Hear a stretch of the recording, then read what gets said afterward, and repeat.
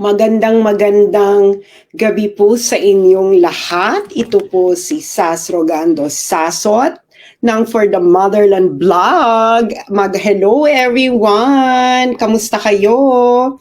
Binabati ko lamang po ang mga ating masugid na taga-subaybay. May mga taga Scotland, may mga asan pa ba kayo? Sabihin nyo na lang kung nasaan kayo. Hindi ba? Eto. Nagla-live din po sila Joey. Sabihin nyo kay Joey, tigil na muna yung chismisan dyan. Hindi ba? So, hello everyone. Naririnig nyo ba ako, mga friends? Hello sa mga taga-Belgium. Ayan. Good evening sa mga nasa Vietnam. Para po maliwanagan ng inyong mga kaibigan, mga kainuman, kaopisina, kapamilya sa usaping ito, marapatin po lamang na i-share nyo na ngayon ang live stream na ito sa inyong mga wall. Ayan, i-share nyo na. Click share, okay? Para po maliwanagan ng lahat tungkol sa issue na ito, hihimayin po natin isa-isa ang issue ng bribery issue ni House Speaker Martin Romualdez sa Okada. Okay, naintindihan nyo, ito po yung tinaguriang heavy luggage issue. Ayan, hello sa mga taxpayers sa Cavite. Hello po sa mga taxpayers na mga OFWs na nasa Taiwan, mga taxpayers na nasa Pampanga. Okay, i-share nyo na po ito para po hindi po tayo magkalimutan at masalimuot po ang storya na ito. Hello po sa mga Pilipinong nasa Paris, Shanghai, China at sa Quezon City. Ayan, i-share nyo na po ngayon, i-click nyo na po ang share at ito po ay pag-usapan ninyo pong inyong pamilya, pag-usapan niyo pong inyong mga kainuman, kaopisina, kabarkada. At isa lamang po ang dapat maging tema ng inyong pag-uusap. Ito ba'y katanggap-tanggap sa inyo bilang isang Pilipino? Yan dapat ang magiging tema ng inyong pag-uusap ng inyong kainuman, kapamilya, kabarkada, at kaopisina at iba pang mga katrabaho. So, i-click nyo na po ang share ngayon. Hello po sa mga nasa Cairo, Egypt, mga nasa Singapore, mga nasa Del Mundo, mga nasa Israel, mga nasa Pasay. Ayan, hello sa mga nasa Turkey, ayan. Eastern Samar, hello. I-share nyo na po ito at kailangan nyo po itong pag-usapan sa inyong hapagkainan, sa inyong inuman, sa inyong opisina, sa inyong chismisan. Okay? Dahil ang ating pong pag-uusapan ngayon ay hindi chismis, kundi isang fact. Ito po ay isang katotohanang ayaw pag-usapan ng mainstream media. Hello po sa mga taga Cebu, Bulacan, Sweden, Bucharest, Hong Kong, Antipolo, Cebu at Davao City. I-click nyo na po ang share para po tayo ay hindi magkalimutan later on. Ayan, hello po sa mga nasa Athens, Greece, sa mga nasa Doha, Qatar, hello! At mga nasa Italy. Ayan. At of course, ang mga nasa Kingdom of Saudi Arabia, nandyan din po sila, gising na gising. Ang mga taga-Taguig, taga-Connecticut, United States, gising na gising din. Ang mga nasa Santa Rosa, Laguna, mga nasa Kuwait, at mga nasa Norway, at mga nasa Subo. Ayan. I-share nyo na po ito ngayon at huwag nyo pong kakalimutan na ituloy ninyo po ang discussion sa inyong inuman, hapagkainan, opisina at iba't iba pang mga talakayan na pwede ninyong gawin sa inyo, mga taong nakapaligid sa inyo. At isa lamang ang tema ng inyong pag-uusap, tama ba ito? Katanggap-tanggap ba ito sa inyo bilang Pilipino? At ito po ay dapat bang tularan ng inyong mga anak. Hello sa mga nasa Kuwait, mga nasa Maldives, nasa Saudi Arabia, nasa Bulacan, nasa Germany, nasa Netherlands, nasa Winnipeg, Canada, nasa United Kingdom, of course, ang mga nasa Japan. Speaking of Japan, nako, relevant ito sa Japan. At nasa Portugal, at mga nasa Makati, at nasa Montreal. Ayan. Okay, sisimulan na po natin. Okay? Sisimulan na po natin ang talakayan ng Okada bribery issue. Hello sa mga nasa Hong Kong. Paano ko ba makakalimutan mga nasa Hong Kong at Glendale, California, at of course, mga nasa Rome, Italy at Australia. Click share nyo na po ngayon. Click share. Okay, pag-uusapan na po natin ang Okada bribery issue ni Martin Romualdez na ayaw talakayin ng mainstream media. Kayo na po ang bahalang magdesisyon kung bakit ayaw itong talakayin ng mainstream media. Pero dahil wala po tayong takot, ito po yung ating tatalakayin ngayon. Ano ba itong bribery issue ni Martin Romualdez? Okay. Ang bribery issue po na ito ay ating nahalungkat sa pagtutuos ng 26 Capital. Ang 26 Capital po ay isa po itong kumpanya sa Estados Unidos or United States. Okay? Ngayon, merong pagtutuos. Okay? Court case ang 26 Capital laban sa Tiger Resort Leisure and Entertainment Incorporated. Okay.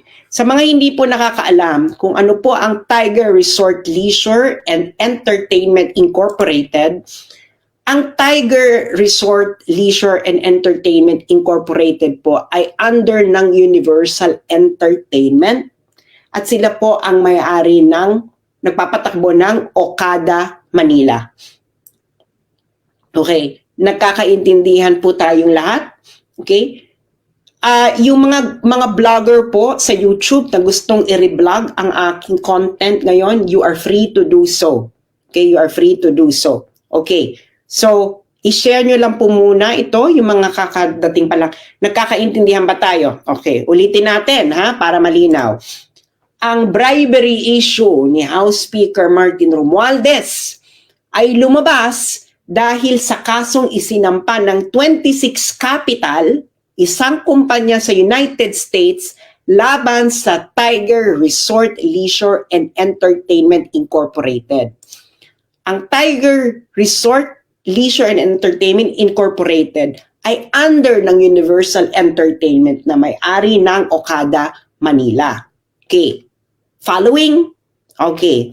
Click share po yung mga kararating pa lang. Click share. Ngayon, okay, ito yung kaso, no? Isinampa ito ng 26 Capital. Ang 26 Capital ay isang American company. Isinampa niya to sa US. Ito ay isinampa niya sa Court of Chancery of the State of Delaware. Ang Delaware po ay isang state sa United States. Kakaintindihan ba tayo? Okay. Ngayon, get pen and paper. Okay? Lahat, kumuha na kayo ng papel at pen, pencil, whatever, or sa cellphone ninyo. Isulat ninyo ito. C.A.number.2023-0128-JTL. Dahil yan po ang reference ng kaso na ito sa Court of Chancery of the State of Delaware. Yang may naka-box na nakalagay sa loob ng pulang box. Isulat nyo na yan, screenshot nyo, para mamaya ma-google nyo at mabasa nyo ito. Ito po ay mababasa ninyo ang buong kaso, pati ang kasong isinampa ng 26 Capital. Okay. Are you following me, guys? Okay, sabihin nyo lang sa akin kung hindi nyo maintindihan dahil tatagalogin ko ang lahat at ito ipapaliwanag ko sa isang payak na pag-e-eksplika para ang bawat isang Pilipino, mapamasa man, mapa-elitista man, mapa-intellectual man o mapatambay ay maintindihan ito ng buong buo Kaya i-share nyo na ito. Okay. Ngayon, ano ang gusto ng 26 Capital na isang American company mula sa Tiger Resort Leisure and Entertainment Incorporated sa isinampan nitong kaso sa Court of Chancery, State of Delaware? Ang gusto ng 26 Capital ay ang tinatawag na specific performance of closing the Special Purpose Acquisition Company o tinatawag na SCAP sa pagitan ng 26 Capital at ng Tiger. Okay. Ang storya po kasi niyan, ang 26 Capital at ang Tiger dapat ay magkakaroon ng merger. Okay? Yan lamang ang pinakamadali nating pag-usapan. Medyo complicated ito, pero itanong nyo po ito sa may alam po sa corporate law sa United States kung anong ibig sabihin ng SPAC or kahit sinong mga abogado na kakilala nyo para ito ay mas lalo nyo maintindihan. Pero yan po ang pinakapayak na ating explanation right now. Ngayon, marahil ay nagtatanong ang karamihan sa inyo, hindi ba? Ang tanong ninyo ngayon, lahat, siguro ito ay logical na tanong, ano kinalaman dito ni House Speaker Martin Romualdez? Mga kararating lang, please click share dahil mahalaga itong malaman ng bawat isang Pilipino dahil ito ay isang isyong pinagtatakpan ng bawat isang congressman, bawat isang senador at bawat isang mainstream media. So ito ang tanong, anong kinalaman dito ni House Speaker Martin Romualdez? Siyempre, di ba? Anong kinalaman niya dyan? Hindi ba? Ito po kasi ang kinalaman, bakit nadawit dito si Martin Romualdez. Sa kasong isinampa ng 26 Capital laban sa Tiger sa Court of Chancery ng State of Delaware, ang isa sa accusation ng 26 Capital laban sa Tiger ay ang bribery kay Martin Romualdez para impluwensyahan ang Philippine Supreme Court para ma-regain uli ng Tiger or ng Universal ang kontrol ng Okada Manila. Okay? Yang storya ng labanan ng kontrol ng Okada Manila, i-google nyo na lang yan dahil yan ay laban ng matandang Okada, ng Okada family. Okay? So, para dito lang, dun lang muna tayo ilimitahan. Okay? Kinailang ang accusation ng 26 Capital, ang Tiger at Universal Entertainment, okay, ay nag-bribery kay Martin Romualdez para impluwensyahan ang Philippine Supreme Court para makuha ng isang Okada faction uli ang kontrol ng Okada Manila. Naintindihan nyo? Ngayon, bakit ito ngayon ipinasok ng 26 Capital na issue? Kasi ang gawain na ito ay tinatawag sa Amerika na breach of ordinary course covenant.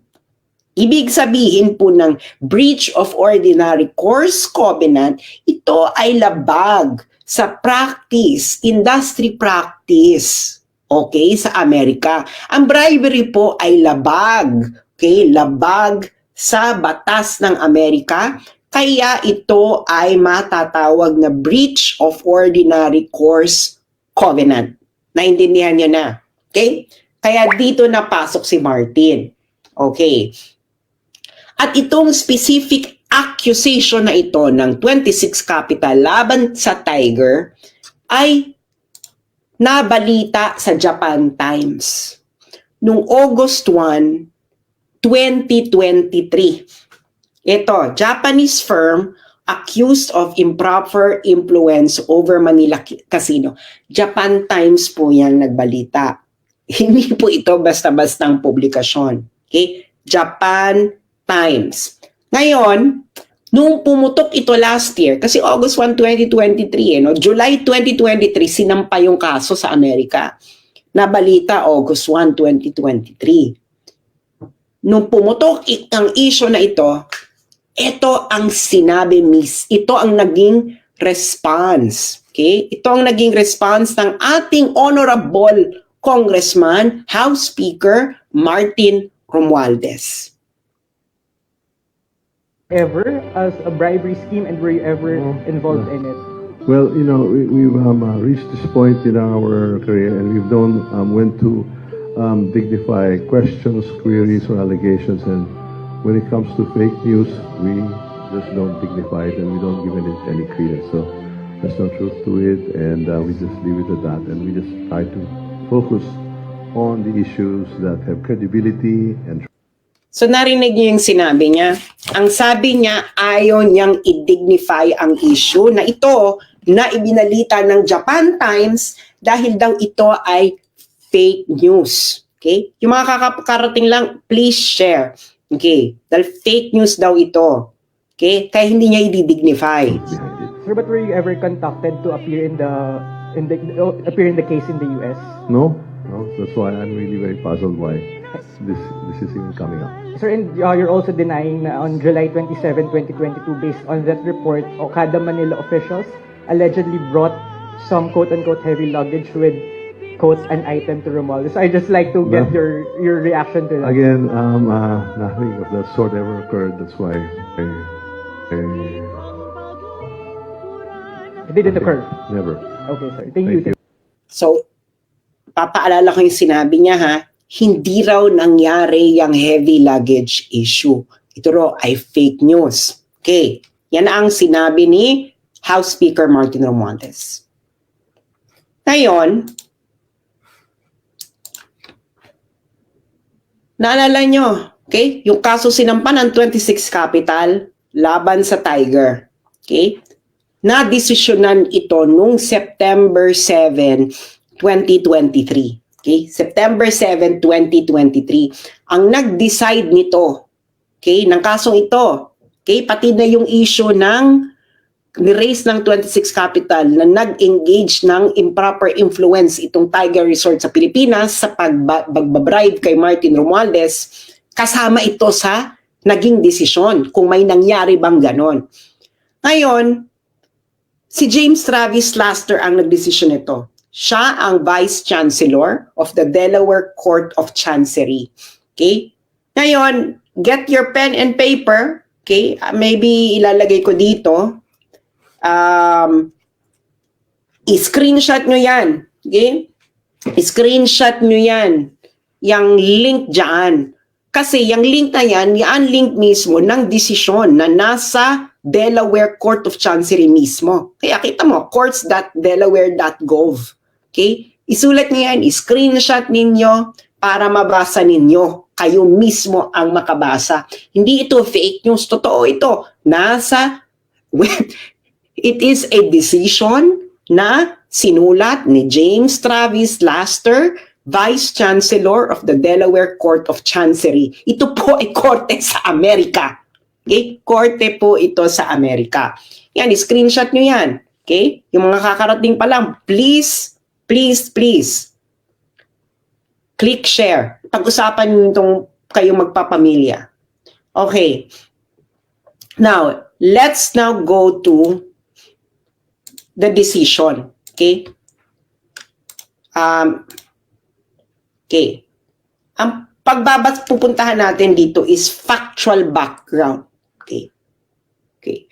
Dito sa factual background, sinabi dito na ang trial, ito ay umabot ng 5 days. Meron silang 13 fact witnesses, 4 expert witnesses, at meron ding 2,281 exhibits, kasama na ang deposition, transcript ng 29 na individuals. So nagkaroon ito ng proper trial para madetermina ang mga facts. Okay? Kita nyo ba yan? Nakikita ninyo? Okay. 5 days of trial, 13 fact witnesses, 4 expert witnesses, 2,281 exhibit, kasama ang deposition, transcript mula sa 29 individuals. Okay, hihimay-himayin natin ito ha. Kaya itong si Martin Romualdez, mali siya na sinasabi niyang fake news ito. Dahil ito ay factual background nung kaso na isinampan ng 26 Capital laban sa Tiger. Okay? At itong factual background na ito ay dinetermine ng isang huwes sa Amerika na si James Travis Laster na Vice Chancellor ng Delaware Court of Chancery. Okay. So, ang relevant dito kay Romualdez ay yung page 36. Page 36 nung desisyon ni Laster. At ang title nung part na yon ay yung The Dodgy Bargain. So, himayin natin to paragraph by paragraph. Okay. So, makikita nyo dyan, no? Ewan ko kung malinaw sa inyo yung link nung kaso. Basta, ulitin natin para ma-screenshot ninyo, masulat nyo sa papel. Okay? Para, ayan. So, para masulat ninyo sa papel at kayo mismo ang pumunta sa korte mismo ng Delaware Court of Chancery para kayo na mismo kapag-download. At ang relevant kay Romualdez dito ay page 36. Okay, page 36. Okay. Okay, hihimay-himayin natin ngayon itong factual determination. Pupunta tayo paragraph by paragraph. Okay. Paragraph 1.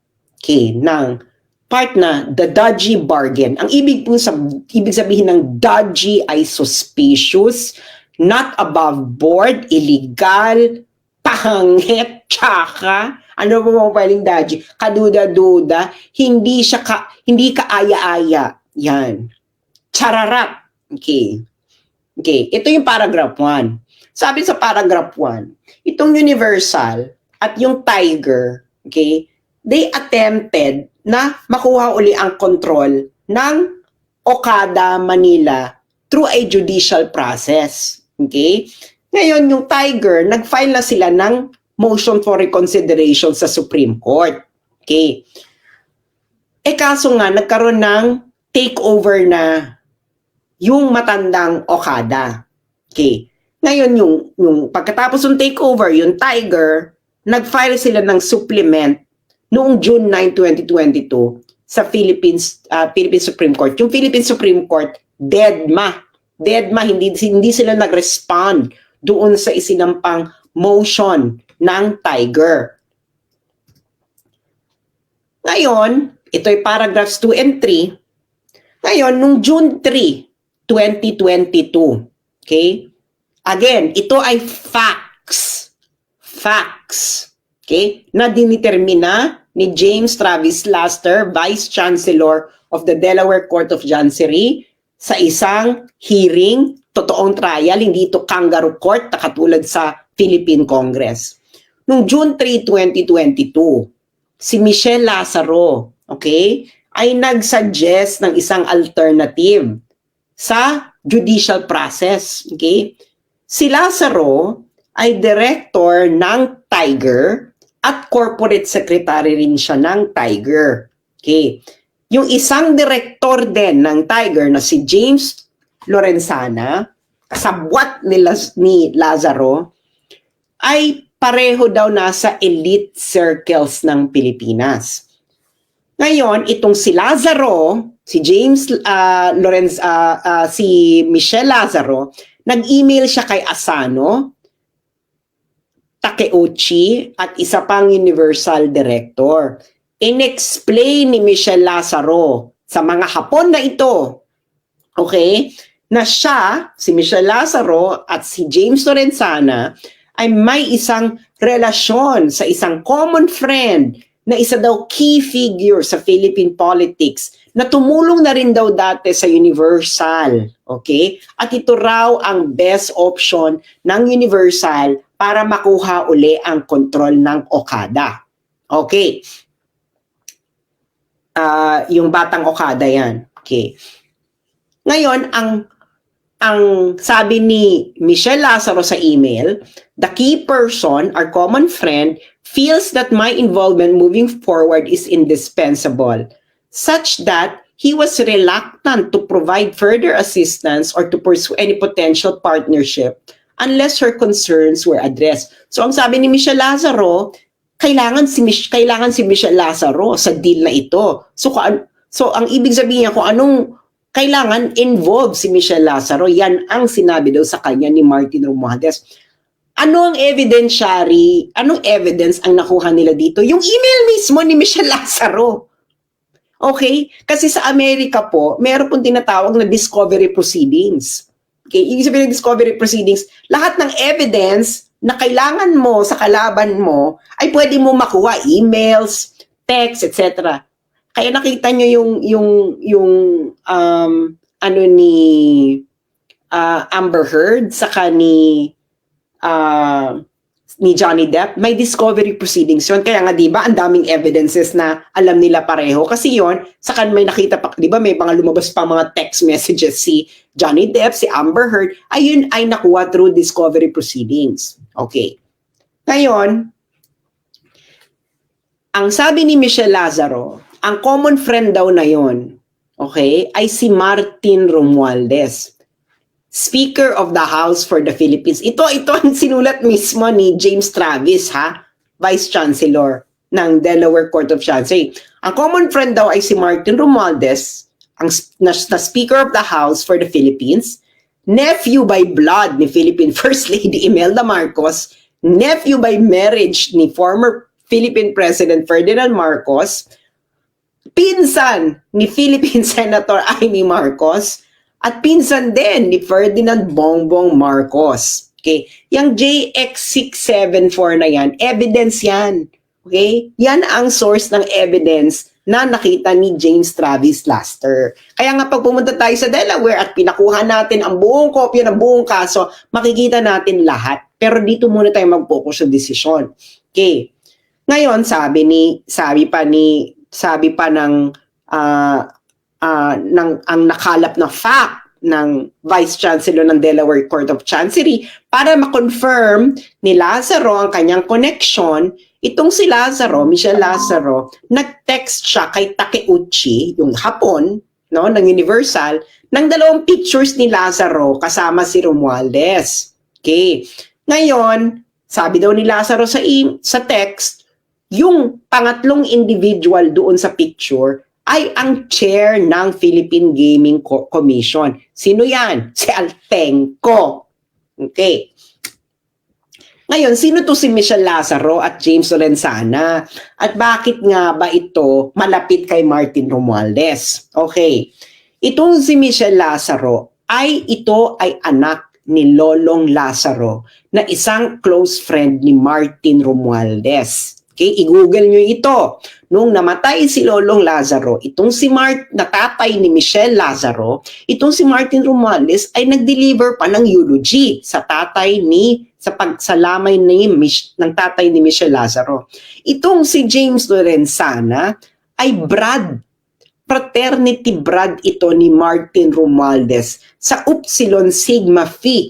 Kaya ganyan sila kalapit kay Martin Romualdez. Okay, paragraph 5. Ngayon, yung email ni Lazaro ay meron daw term sheet. Okay, ito ang mga demands ni Lazaro. Dapat si Lazaro at Lorenzana ay kailangan tumanggap sa Tiger ng $35,000 per month. Okay, ito yung mga condition ni Michelle Lazaro para si Martin Romualdez ay tumulong. Okay? Ay tumulong. Okay? Kailangan daw si Lazaro Lorenzana ay magkaroon ng bayaran ng $35,000 per month net of taxes. Ibig sabihin, kailangan bawas na yan ng tax, 35,000 net na yan.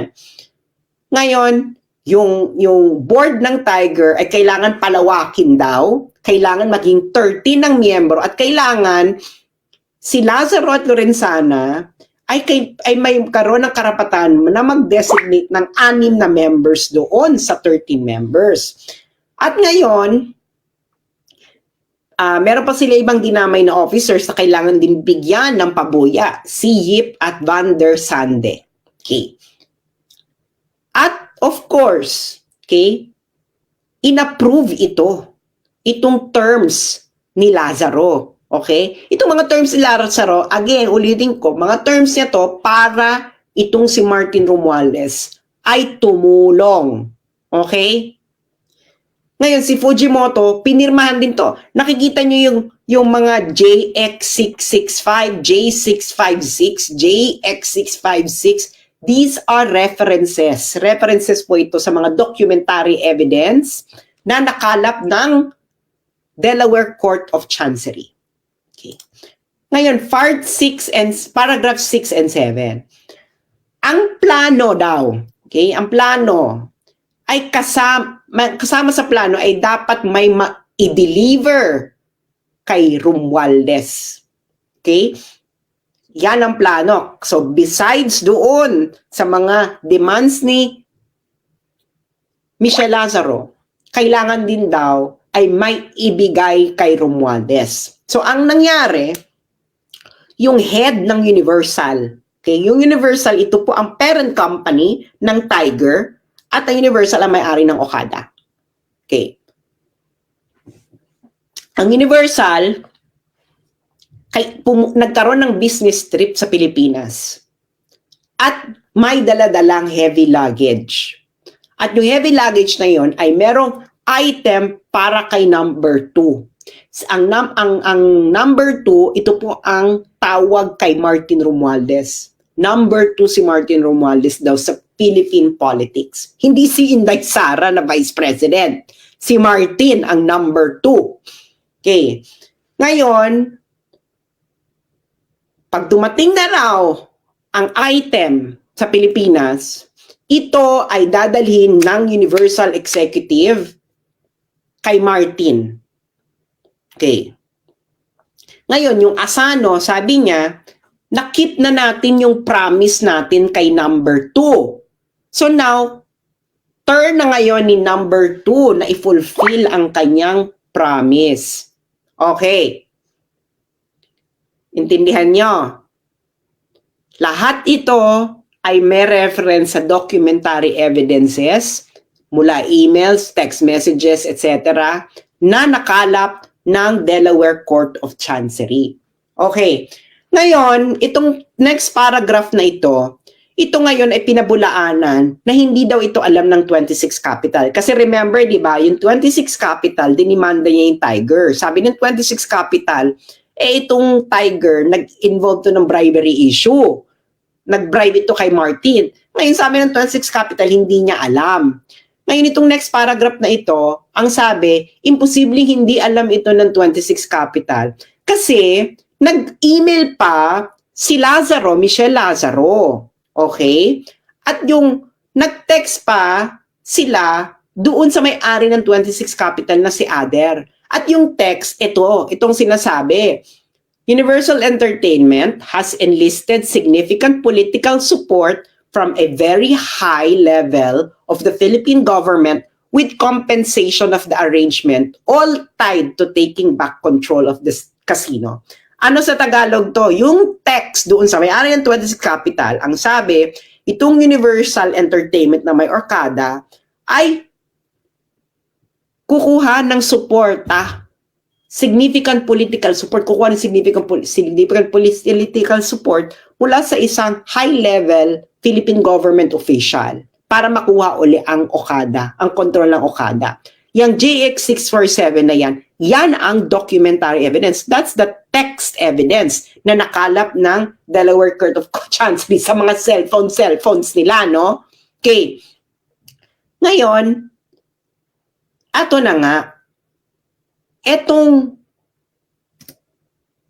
si Romualdez, okay, kasabwat siya, alam ito ng lahat, okay? Kaya nga, okay, noong July 27, 2022, yung executive ng Universal na si Sato Nobuki nag-travel mula Japan papuntang Pilipinas. Okay. Ngayon, isa pang executive ng Universal, si Hajime Tokuda, ay nag-schedule ng meeting kay Romualdez nung susunod na araw, July 28, 2023. Yung JX730 na yan, documentary evidence yan. Okay, na nagtitrace na may talagang meeting na nangyari, may setup na meeting na nangyari. Kaya pag pumunta kayo ng Delaware Court of Chancery at kunin nyo ang buong kopya ng kaso documentary evidence, makikita nyo lahat kung ano yung JX730 na yan. Okay. Ang meeting daw ay nagtagal ng 90 minutes. Okay. At ito pa, si Romualdez, before siya pumunta ng meeting, nanggaling pa daw ito sa pag-i-inspect ng earthquake disaster area sa Luzon. Noong July, yung araw na yan, totoo, si Romualdez ay, I think, nasa Northern Luzon. May earthquake yan, di ba? I think he was maybe in Abra or Ilocos, somewhere in the north, nandun siya, nag-i-inspect. So pagtapos na mag-inspect, pumunta ngayon siya dito para i-meet niya itong mga Hapon para kunin niya ang kanyang heavy luggage. Okay.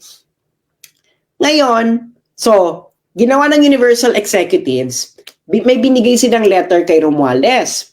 Ang sabi ng mga Hapon kay Romualdez, it would be a huge problem if the ruling by the Supreme Court was prolonged any longer. Sabi nila, magkakaroon daw ng problema pag pinahaba, pag tumagal pa ang pag-issue ng ruling ng Supreme Court.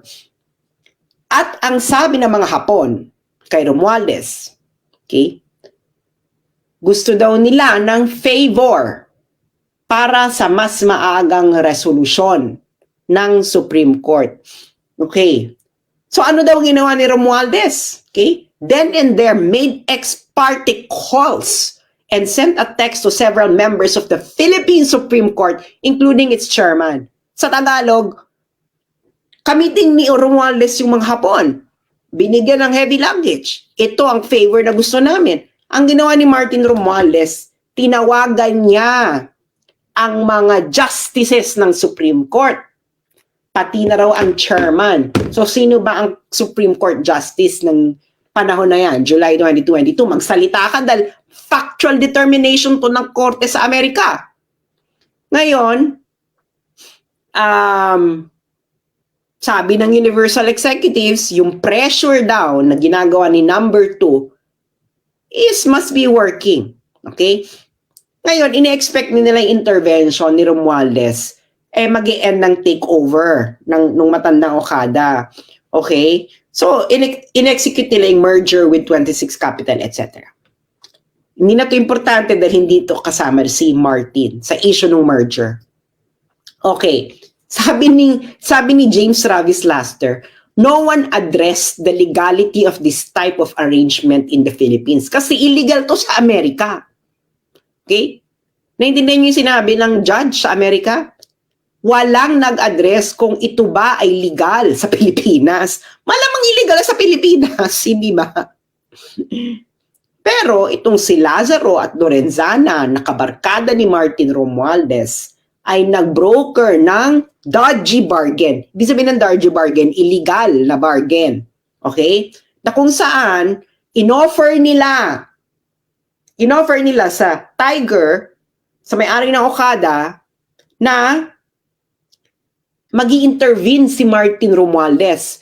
Basta si Lazaro at Lorenzana ay bibigyan ng increased control ng Tiger, babayaran ng 35,000 per month, magkakaroon ng may ipapasok silang mga tao sa Tiger Corporation at ang pinakahuli ay dapat may ibigay kay Romualdez.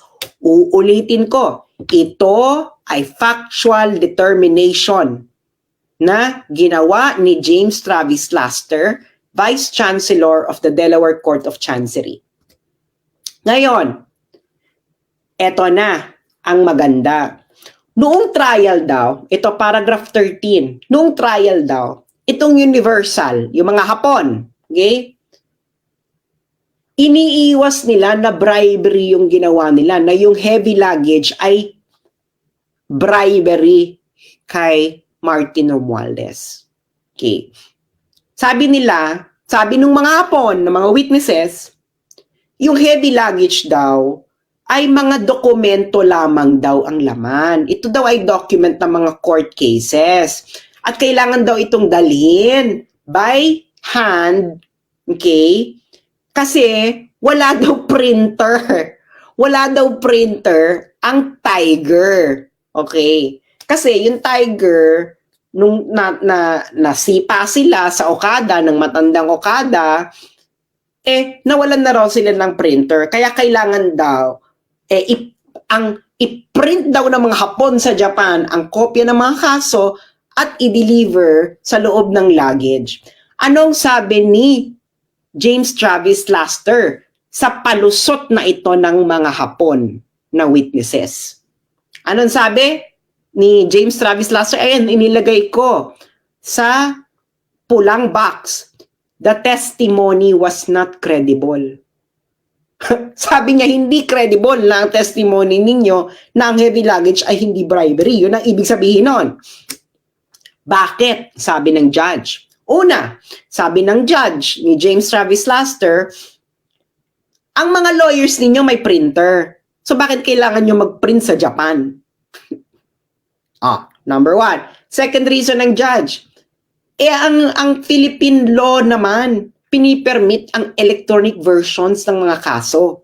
So bakit kailangan nilang i-print, di ba? Pwede naman ang electronic version sa under Philippine law. Pangatlo, nag-file na raw ang Universal ng mga documents, okay, para sa lawsuit. So bakit pa kailangan nyo mag-print? Ikaapat, ngayon, bakit ang senior executive ng Universal ang kailangan magdala ng mga printed documents papunta dito kay Romualdez? Meron naman kayong courier. Ikalima, sabi ng judge, yung mga emails ninyo sa Universal, ang sabi ninyo, yung daladala ninyo ay item. Ito ay napaka-weird na word para sa documents. Actually, yung mga emails daw Universal, punong-puno daw ito ng mga codes katulad ng heavy luggage. Si Martin Romales ang tawag number 2. Okay? Bakit kailangan nyo magkaroon ng maraming katsakahan na iba't ibang words para lang sa court documents? Kung court documents talaga yan. At ito ang pinaka sinabi ng judge. Noong minute ng Universal Executives, ng mga Hapon, si Romualdez, ipinakita nila nga ang letters ng 26 Capital at isang pang kumpanya tungkol sa deal. Pero ang mga letters naman yon ay hindi mabigat. Kaya, itong si James Travis Laster, ang kanyang factual determination, ang heavy luggage na yan, ay part ng dodgy bargain. Sa madaling salita, ito ay bribery. Gusto ko lang sabihin mga kababayan, na sa trial na ito, hindi nag-deny ang mga Hapon na minit nila si Martin Romualdez noong July 2022 at meron silang dalang heavy luggage. Hindi nga, nagpalusot nga lamang ang mga Hapon na ito sa judge sa Amerika na ito hindi bribery. Pero hindi naniwala dito ang judge sa Amerika. Kaya mga kababayan, nakakalungkot ito. Sangkot dito ang Korte Suprema, sangkot dito ang House Speaker ng Pilipinas, at of course, ang presidente ng Pilipinas, yung pinsan mo, tinotolerate mong ganito. Ito ba ang bagong Pilipinas, Bongbong Marcos? Ito ay kaso, factual determination, na ginawa sa isang korte sa Amerika at hindi sa mga kangaroo court ninyo. At itong pinaka nakakalungkot na sinabi ng judge sa Amerika na si James Travis Laster. Ang sabi niya dito, ang mga outcomes daw sa Philippines, sa Philippine courts, ay naaapektuhan ng political influence. Kaya itong 26 Capital, parang kung dalhin mo to sa Pilipinas, wala ring mangyayari Kung dalhin mo kung halimbawa mag-utos si James Travis Laster na ituloy niya yung bill niya sa Tiger, malabong i-honor ito sa Pilipinas dahil nga ang outcomes pala sa Pilipinas na impluwensyahan ng mga politiko. At yung mga kalaban daw nitong 2026 capital, gumawa na nga ng dodgy bargain or bribery para makuha yung political influence. So, porke pa? Wag na raw, yung remedy na ituloy, yung i-close yung deal, hindi na kailangan, ay malabong mangyari. Nag-gets niyo? Nag-gets niyo yung sabi?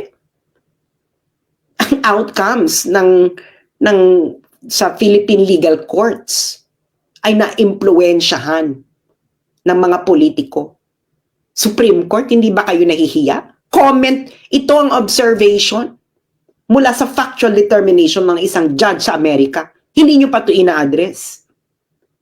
Pinag-uusapan na ito ng mga sikat na abogado, mga law firms sa Amerika dahil nga napaka-bizarre daw ng mga facts dito.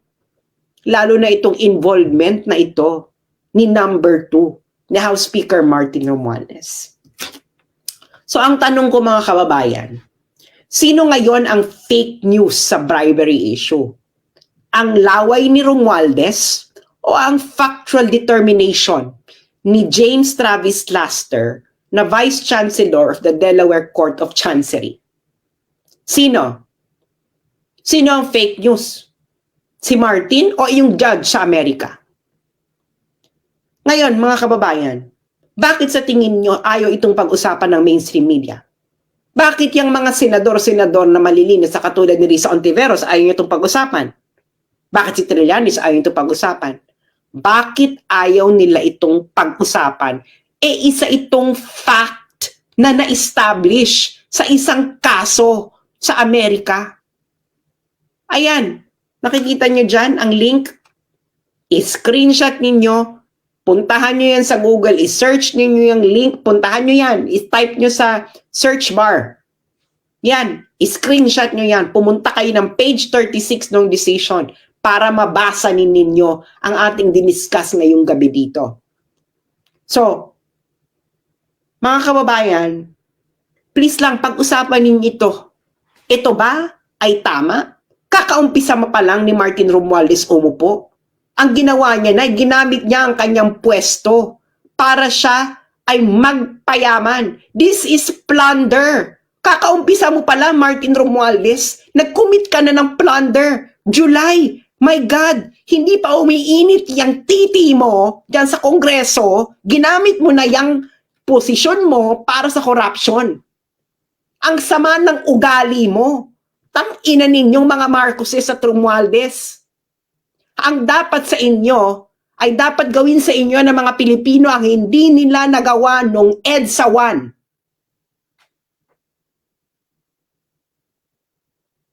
Wala na sanang Hawaii na mangyari.